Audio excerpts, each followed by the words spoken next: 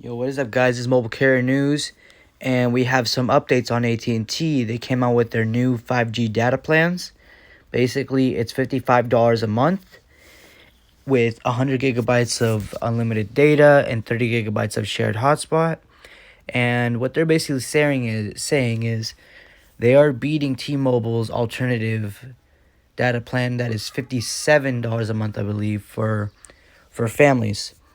Now, here, I was reading through the article, and the difference is not so much. It's like $2 cheaper, I believe. And I honestly think, in my opinion, T-Mobile's is a little better because T-Mobile has priority unlimited data. So let's say I use 120 gigabytes of data. That I'm not slowed down like very much or at all, actually.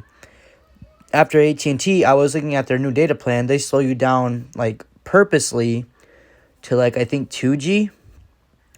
And I was reading it off, and I was just like, that's ridiculous. Like, why 2G? Like, I know 2G is still around for all three carriers, but 2G it's obsolete. They're starting to remove 3G too eventually, but I just think that's not a good move for AT&T because competing against T-Mobile. Yeah, it's a little cheaper.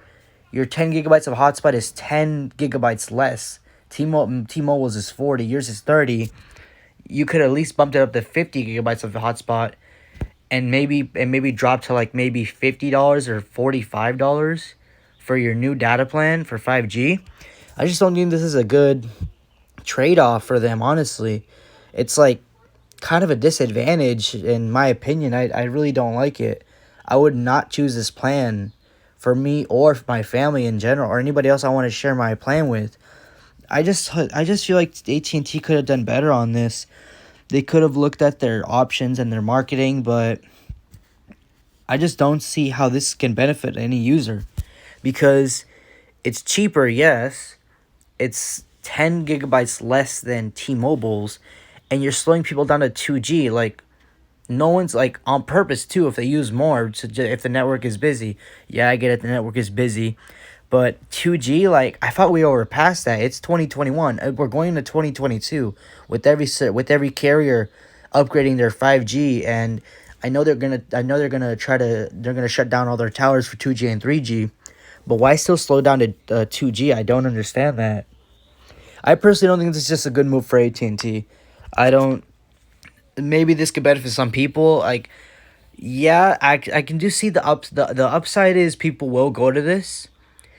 But the downside is if you're a really heavy data user and you actually use 100 gigabytes or maybe like 100, maybe if you're streaming all day or watching videos or I don't know, on TikTok or all those other apps that use up a lot of data, I can totally see that you're going to need 100 gigs.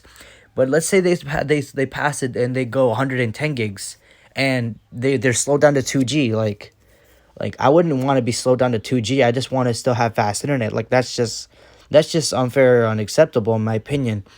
I hope AT&T can get some customers with their new plan to outbeat T-Mobile, but I still think T-Mobile's is hands down.